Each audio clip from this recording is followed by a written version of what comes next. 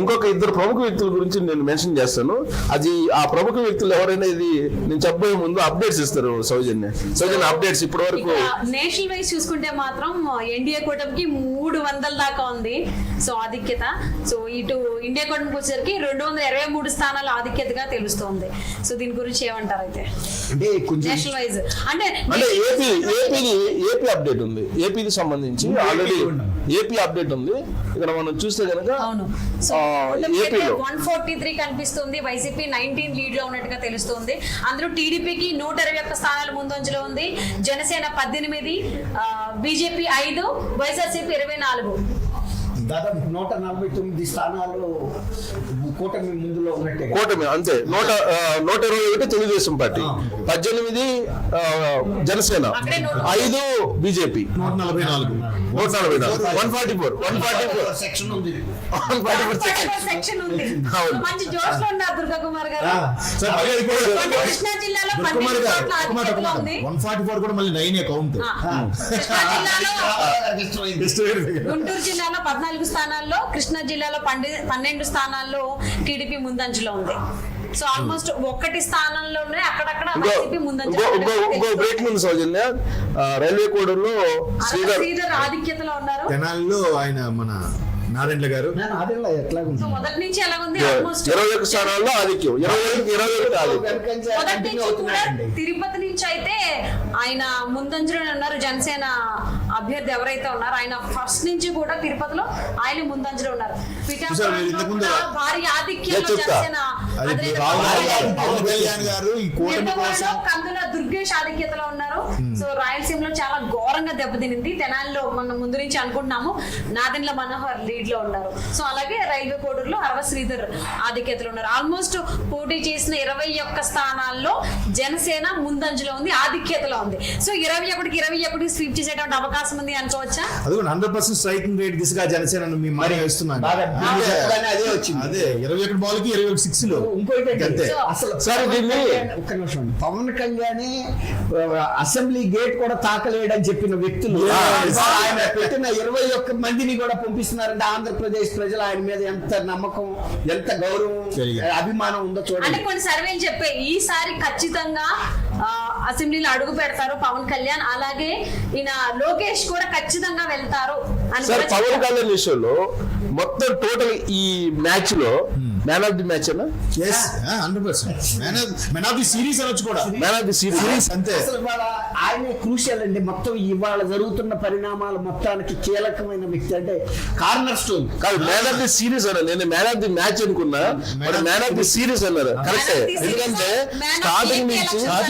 Starting నుంచి ఇప్పటి వరకు ఆయన man of the series, man of the match కాదు, మ్యాన్ ఆఫ్ ది సిరీస్. మీరు అన్నట్టు ఎన్ని పడ్డాడు సార్ ఆయన మీద జరిగిన ట్రోల్స్ ప్రపంచానికి ఎవరికి. సార్ నాకు కూడా ఒక్కోసారి బాధ వేసింది. సరే ఆయన ఏదో పెళ్లి చేసుకున్నాడు, సరే ఆ టైం ఏదో తెలియదు, కానీ ఆయన అన్న మాటలు నిజంగా వేరే వాళ్ళు అయితే పడలేరు సార్. అంత సెలబ్రిటీ హోదా ఉండి వేరే వాళ్ళు అయితే పడలేరు. అసలు ముఖ్యమంత్రి స్థాయి హోదాలో ఉన్న వ్యక్తి మాటికి మొన్న కూడా మాట్లాడేది. అసలు ఇక సిగ్గు శరం ఏం లేదు. అక్కడికి కూడా ఆయన తమాయించుకుని మీ కుటుంబాల గురించి నేను మాట్లాడలేదు అని అన్న అంటున్నప్పుడు ఆయన కూడా బయట పెట్టేశాడు. రాజశేఖర రెడ్డి గారి కుటుంబంలో జరిగిన తంతులన్నీ కూడా రోడ్డు మీద పెట్టాడు. ఇంకా ఎన్నాళ్ళు వరకు పడతాయండి ఎవరు మాత్రం. ఇప్పుడు పిల్లినైనా బోన్లో పెట్టి కొడితే పులి అవుతుందని. సార్ ఇంకోటి మహేశ్వరం అన్నారు కదా, ఇంకొక ప్రధానమైన ఒక దర్శకుడు అది మాట్లాడదాము. పవన్ కళ్యాణ్ విషయంలో ఇప్పుడు నెక్స్ట్ స్టెప్ వెళ్ళిపోయినట్టు పవన్ కళ్యాణ్ అంతే కదా సార్. నెక్స్ట్ రాజకీయాల్లో ఇక అతను వెనక్కి తిరిగి చూసేది లేదండి. ఆంధ్రప్రదేశ్ రాజకీయ యావనికి మీద పవన్ కళ్యాణ్ కంటూ ఒక పేజ్ ఉందండి. అది ఏ స్థాయిలో ఉందనేది వేరు. కానీ 21 స్థానాలు పోటీ చేసి తర్వాత జగన్మోహన్ రెడ్డి గారి ప్రభుత్వాన్ని పడగొట్టడానికి ఎన్ని అవమానాలైనా దిగమింగి, ఎన్ని కష్టాలైనా పడి, అవసరమైతే తన సీట్లు కూడా కేవలం ఆంధ్రప్రదేశ్ ప్రజల్ని జగన్మోహన్ రెడ్డి పరిపాలన నుంచి విముక్తి కలిగించాలన్న ఒక్కటే జయం. కానీ నాకు ఆశ్చర్యం వేసింది సార్, 0.5% బీజేపీకి ఎంపీ స్థానాలు త్యాగం చేశాడు సార్ ఆయన. అవును, అది గ్రేట్ కదా. ఎవరైనా చేస్తారట, ఎవరైనా చేయగలరు అసలు. సరే చేశారు ఆయన. సో ఆయన ఒక స్టెప్ అందరికన్నా ఒక స్టెప్ రాజకీయంగా ఇక అప్రతిహతంగా ముందుకు సాగుతున్నట్టు. సార్ దీని మీద ఏంటి మనం ఒక చిన్న విషయం చెప్పాలండి. మీరు అన్నారు సార్ బీజేపీకి 0.5%, కానీ బీజేపీ అభ్యర్థులు కూడా లీడ్ లో ఉన్నారంటే కూటమి ఐక్యత ఎలా పనిచేస్తుంది అనేది చాలా గొప్ప విషయం. దానికి కారణం కూడా ఆయనే కదా. ఆయన చాలా మైన్యూట్ నంబర్ అది, అయినా కూడా ఈ ఆధిక్యత గల ప్రజల్లో బహుళ ప్రాబల్యం ఉన్న ఈ పార్టీలు భుజాన్ని ఎక్కించుకుని నువ్వు వీక్ కాదు మేమున్నాం అని బీజేపీ క్యాండిడేట్స్ కి మనోధైర్యం ఇచ్చి ముందుకు నడిపించారు, లీడ్ లో ఉంచారు. అది గొప్ప విషయం. అంత ఓట్ షేర్ షిఫ్ట్ అవటం అనేది ఇట్స్ నాట్ పాసిబుల్ అండి. చాలా కష్టం, చాలా కష్టం. అవును. నేను మ్యాన్ ఆఫ్ ది సిరీస్ గురించి మాట్లాడిన ఒక చిన్న ఎగ్జాంపుల్ కూడా చెప్తాను సార్. ఇది ఒక కూటమి అనేది మహాభారతం 18 పర్వాలుగా తీసుకుంటే అసలు మీరు అన్నట్టు అటు బీజేపీని టీడీపీని కలిపిన పవన్ కళ్యాణ్ గారు నన్నయ్య భట్టుతో పోల్చాను. నన్నయ్య ఆదికవి నన్నయ్య ఎలాగైతే 2.5 పర్వాలు రాసి ఇదైపోయారో, తర్వాత 15 పర్వాలు తిక్కన అంటే టీడీపీకి ఇవ్వచ్చు. ఆ 15 పర్వాలు అంటే అంత ఓటింగ్ షేరు అనేది చెప్పారండి. ఒక్క హాఫ్ ఏదైతే ఉందో ఎర్రాప్రేడ రాసింది అరపర్వం బీజేపీకి ఇవ్వచ్చు కదా. సో నన్నయ్య పాత్రని మన పవన్ కళ్యాణ్ గారికి ఇవ్వచ్చు అండి. ఆ లీడ్ తీసుకోవడం కానీ ఆదికవి నన్నయ్య క్యారెక్టర్ ని మహాభారతం రచించిన విధాన్ని ఇక్కడ కంపేర్ చేసి చెప్పాలి. నాకైతే టంగుటూరి ప్రకాశం పొందుని కనపడుతున్నారు నాకైతే. ఎందుకంటే ఆయన టంగుటూరి ప్రకాశం పొందులు గురించి చెప్తూ ఉంటారు కదా, మనకు కూడా తెలిసిన ఆయన పాపం నిరాడంబరంగా రాష్ట్రం కోసం త్యాగం చేశాడు. అట్నే పవన్ కళ్యాణ్ సినిమా వదులుకొని సినిమా సొంత ఆస్తులు అమ్ముకొని తర్వాత ఆయన నిరాడంబరంగానే ఉన్నాడు. ఆడంబరంగా ఎక్కడ లేదు కదా. సో ఆయన త్యాగం చేసి ఆయన చరిష్మాని మొత్తాన్ని పెట్టేసి వాస్తవంగా రాష్ట్ర ప్రయోజనాల కోసం, రాష్ట్ర ప్రయోజనాలు అనేటువంటి ఒకే ఒక కాన్సెప్ట్ తోటి ఆయన నిలబడి బట్టి ఇవాళ ఆంధ్రప్రదేశ్ ప్రజలు బయటపడ్డారు. కరెక్ట్. 1947లో బ్రిటిష్ నుంచి భయపడినట్టుగా ఇప్పుడు జగన్మోహన్ రెడ్డి నుంచి అధికారం తీసేసేయాలి, అది మళ్ళీ చంద్రబాబు గారికి రావాలి, మాకు రావాలి, నేను ముఖ్యమంత్రి అవడం నాకు ముఖ్యం కాదు. అసలు ఎవరంటారండి ఏ రాజకీయ నాయకుడు పార్టీ పెట్టి ఎవరైనా అలా అనుకుంటారా? అసలు స్వార్థం స్వరాపం అనేది లేకుండా పవన్ కళ్యాణ్ చేశారు. పడ్డవాడు ఎప్పుడు చెడ్డవాడు కాదు అనేది ప్రేరేపించాలంటే ఎప్పుడో పనిచేసిన వాళ్ళు కూడా కూర్చోకుండా లేఖలు రాయడం ఎట్లా, మా పవన్ కళ్యాణ్కి ఎన్ని ఇస్తారు చెప్పండి, మా కాపు నాయకులకి ఎన్ని ఇస్తారు చెప్పండి, ఎందుకే పవర్ షేరింగ్ అని ఎక్కడ కూడా ఆయన కమ్మకుండా మీరు వస్తే నాతో రండి, నేను మాత్రం రాష్ట్ర ప్రయోజనాల కోసం ముందుకు వెళ్తున్నా అని చెప్పి క్లియర్గా వాళ్ళ అభిమానులకు కానీ క్యాడర్కి కానీ చెప్పి వెళ్ళటం అనేది ఎంత అప్రిషియేట్ చేసినా తక్కువ అవుతుంది పవన్ కళ్యాణ్ విషయంలో. ఇక రెండోది లోకేష్ సార్. లోకేష్ పార్టీ అసలు నెక్స్ట్ ఉనికి ఉంటుందా ఉండదా, నెక్స్ట్ ఎలక్షన్కి ఏంటి అనేటువంటి పరిస్థితుల్లో ఆయన యోగానం పాదయాత్ర పెట్టారు. అది టర్నింగ్ ఏనా తెలుగుదేశం పార్టీకి? టర్నింగ్ మంచి నైతిక బలం ఇచ్చిందండి. ఆ రోజుకి ఇంకా తెలుగుదేశం నాయకులు ప్రజల్లోకి దూసుకెళ్ళగలిగిన స్థితిలో లేరు, కొంచెం సందేహిస్తున్నారు, అనేక రకాల శంకలు ఉన్నాయి వాళ్ళకి. అవన్నిటికీ పటాపంచలు చేస్తా మనం గతంలో తెలుగుదేశం ఎలా ఉందో ఇప్పటికీ అదే మన బలం, మన జనం మనతో ఉన్నారు, మనం వెళ్ళటమే ఆలస్యం అన్నట్టుగా ఆయన దూసుకెళ్ళిపోయి గతంలో ఉన్న ఆత్మీయత, తెలుగుదేశం ప్రజలతో ఉన్న మమేకాన్ని గుర్తు చేసి తెలుగుదేశానికి ఒక ఫుటింగ్ తీసుకుంది. గతంలో అంటే గుర్తొచ్చింది సార్, 83 టైంకి ఇప్పుడున్న నాయకులు అందరూ కూడా యంగ్ గా ఉండేవారు. బాబు గారి నుంచి అందరూ తీసుకున్నారు. ఇప్పుడు వాళ్ళందరూ సెకండ్ ఏ సీనియర్ పొలిటీషియన్స్ అయిపోయారు. యువరక్తం కావాలి అనుకున్న టైంలో ఈయన నిజంగా పగ్గాలు చేపట్టాడు అనుకోవచ్చు. ఒక విధంగా పట్టాలు ఎక్కించాడు సార్. గూడ్స్ బండిగా వెళ్తున్న టీడీపీని ఎక్స్ప్రెస్ లాగా నడిపించాడు. ఇక్కడ నేను ఇంకో పాయింట్ మెన్షన్ అసలు ఆయన గురించి ప్రస్తావన అందుకు తీసుకొచ్చాను సార్. పవన్ కళ్యాణ్ తర్వాత వ్యక్తిత్వ హననానికి గురైనటువంటి లీడర్ ఎవరైనా ఉన్నారంటే నాకు తెలిసి లోకేష్ అనుకుంటా. కరెక్ట్. లాస్ట్ వాళ్ళ మదర్ని సార్ ఎవరైనా తల్లిని అంటే ఒప్పుకుంటారు సార్? కూడా పడలేదు. కానీ అంతకన్నా వేదన ఉంటుందా? అలాంటి వేదనను బరాయించి ఆయన ముందుకెళ్ళాడు, ఫెరోషియస్ గా వెళ్ళారు కదా. పైగా ఆయన యోగాలలో పెట్టిన ఇబ్బందులు ఇప్పుడు జగన్మోహన్ రెడ్డి ఏ విధంగా పెట్టారు? ఇప్పుడు పొప్పు ఎవడో తెలిసింది కదండి, 151 సీట్లు ఇచ్చి ఈ రకంగా క్రషింగ్ డిఫీట్, సొంత జిల్లాతో పాటు పక్కనున్న కర్నూలు జిల్లా ఈ రెండే బలం అనుకున్నారు. ఆ 2 సార్లు కూడా తుస్సు అయింది. ఇక ఆ తుస్సుగాడి పరిస్థితి ఏంటి?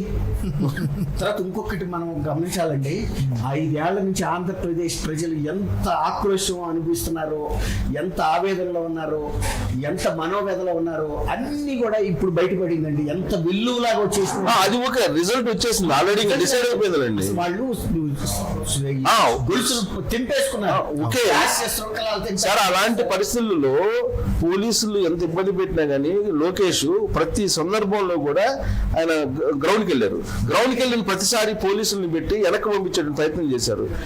ఎవరైతే తెలుగుదేశం పార్టీ క్యాడర్ ఉన్నారో బాధపడినటువంటి వాళ్ళు వాళ్ళ ఇంటికి వెళ్ళి వాళ్ళు పరామర్శ చేసే ప్రయత్నం చేశారు కదా లోకేష్. అది ఇంకోటండి, పోలీసులతో కూడా ఆయన ఎక్కడ దుర్భాషలు కూడా ఆడలా. పోలీసులు కన్విన్స్ చేశాడు, అవును. బాబు మీరెవరో కాదు, మీరు మా వాళ్ళే, గతంలో మనందరం కలిసి బతికాం, చిన్న స్పర్ధలు వచ్చినాయి, మీరు మీ వృత్తి ధర్మం వరకే చేయండి, అనవసరంగా ఎవరో చెప్పిన మాటలు మీరు చెడిపోవద్దని ఒక అన్నదమ్ముళ్ళలాగా మాట్లాడాడు. అవును.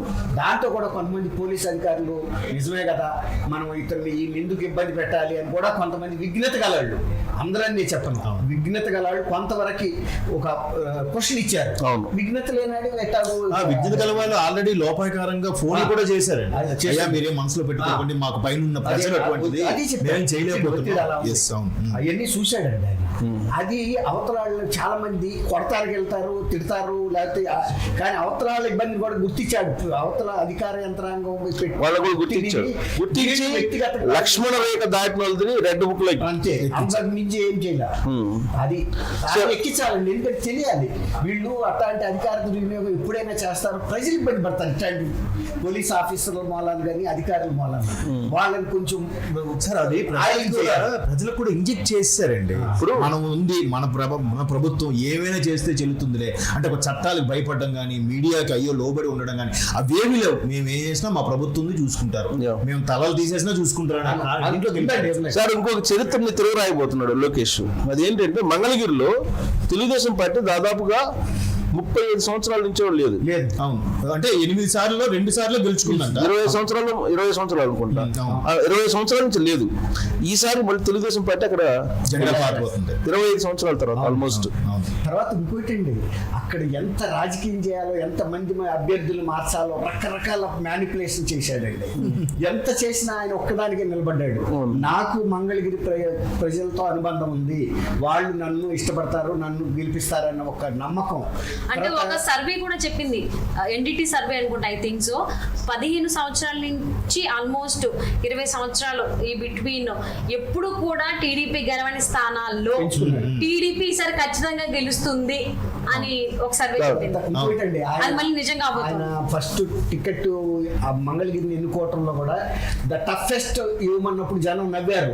ఏంటి ఇంత మనగాడా ఎన్టీ రామారావు టఫెస్ట్ లో గెలిచి రావటానికి. ఫస్ట్ సారి దెబ్బతిన్నా సరే మళ్ళీ అదే చాలా మంది మారుస్తారు నియోజకవర్గాలని. అసలు అక్కడ సామాజిక వర్గాల ఇంజనీరింగ్ ప్రకారం కూడా అది ఫిట్ కాదు. అవును, అయినా సరే ప్రజల్లో మనస్సు ముఖ్యంగానే సామాజిక వర్గాలు కాదు. సామాజిక వర్గాలని పెట్టుకుని రాజకీయం చేస్తే ఇట్లాగే అవుతుంది, రాజకీయం అవుతుంది. జగన్మోహన్ రెడ్డి గారు కూడా పులివెందులు దాటి అక్కడికి వెళ్ళారు. ఇదే లోకేష్ గారు మెన్షన్ చేశారు. లోకేష్ కూడా ఉన్నట్టు పొలంలో కూర్చొని చేయటం రాజకీయం కాదు, ఎక్కడికి వెళ్ళిన ఎదాలు నువ్వు. ఎన్టీ రామారావు గారికి ఇక్కడ అక్కడ లేదు, ఆయన అందరి మనిషి. అట్లాగే లోకేష్ గారు కూడా అన్నాడు టఫెస్ట్ ఉమ్మడి, అందరు నవ్వినా కూడా మళ్ళీ రెండోసారి అదే నియోజకవర్గం నుంచి పోటీ చేశాడు. ఖచ్చితంగా గెలుపు రికార్డు సృష్టిస్తున్నారు. కూడా మన పిఠాపురం వర్మ గారు ఒక మాట అన్నారండి, జూనియర్ ఎన్టీఆర్ గారు ఎందుకు రాజకీయాలకు రావట్లేదు అంటే, వస్తే ఆయన కూడా కార్యకర్తను స్టార్ట్ చేస్తే ఇస్తాము, బట్ లోకేష్ అలా కాదు కదా, కార్యకర్తగా కెరీర్ స్టార్ట్ చేసి జనాల్లో తిరిగి ఉండి అడు పప్పు అన్న సన్నాసన్న ముద్దపప్పు అన్న వాళ్ళ మదర్ని కించపరిపించుకోరు. అసెంబ్లీ సాక్షి అసెంబ్లీలో ఎవరైనా ఊరుకొచ్చాము కానీ తల్లి అంటే ఎవరైనా మామూలు కూడా ఎవరెవరైతే అట్లాంటి మాటలు మాట్లాడారో ఇవాళ ఫీల్డ్ లో వాళ్ళు పడుతున్న దుర్యోధనుడు కనుక తొడలు ఇరిగిపోయి చెరువు ఒడ్డున పడ్డాడు చూసారా వేదన. ఇక అప్పుడు పడి లాభమే ఉంది, అయిపోయింది నీ చరిత్రిక, నీ మొత్తం మనుషులు అయిపోయారు. లోకేష్ ఒక 5 సంవత్సరాల క్రితం పప్పు ముద్దపప్పు బాబు గారు సీఎం కాబట్టి ఇతను కొడుకు వచ్చేసాడు, నెపోటిజం ప్రకారం వచ్చేసాడు ఏదో అంటారు. అందుకే ఆయన టఫెస్ట్ ప్లేస్ మీరు అన్న టఫెస్ట్ ఉన్న మంగళగిరిని ఎంచుకున్నాడు. మంగళగిరిని ఎంచుకుంటే ఇంకో సవాల్ కూడా చేశాడు జగన్మోహన్ రెడ్డికి, నువ్వు పులివెందులు దాటి బయటకు వచ్చి పోటీ పులివెందులోకి వెళ్ళాలంటే కూడా ఆయన బార్కెట్లు డైరెక్ట్ వేసుకెళ్తుంటే It's okay. చెట్లు కొట్టేసి కానీ ఇక్కడ మనం man of the series Pawan Kalyan. Pawan Kalyan కి ఇచ్చాం. ఇప్పుడు లోకేష్ కి ఇవ్వాలంటే ఇప్పుడు వ్యక్తిత్వ హననం ఏ విధంగా అయితే అనుభవించారో ఎవరు పవన్ కళ్యాణ్, లోకేష్ కూడా అంతకు మించిన వేదన అనుభవించారు. అవును, ఇక్కడ ఎందుకంటే తల్లిని అన్నారు, ఇటు వైఫ్ ని అన్నారు. వైఫ్ అన్నారు, చెల్లి అన్నారు, అసలు రకరకాల అన్నారులేండి. ఇంకా అది మనం చెప్పుకోవడానికి లేదు. అన్ని రకాలుగా ఆయన వ్యక్తిత్వ హననం చేశారు. ప్లస్ ఆయన యోగాలం పాదయాత్ర చేసి, యోగాలం పాదయాత్ర చేసిన తర్వాత తెలుగుదేశం పార్టీకి ఒక బేస్ వేశారు. బేస్ తీసుకొచ్చారు. సో తీసుకొచ్చి ఇప్పుడు దాకా ఇంకోటి జనసేన పార్టీ ఆఫీస్ కూడా ఈయన ఇనిషియేటివ్ తీసుకుని వెళ్ళాడు. ఫస్ట్ లో పొత్తు లేకముందు, పొత్తు కుదరక ముందు కూడా. సో ఇప్పుడు మ్యాన్ ఆఫ్ ది సిరీస్ అయితే పవన్ కళ్యాణ్కి ఇచ్చాం. మరి లోకేష్ కి ఇవ్వాలి. క్రికెట్ పరిభాషలో చెప్పాలి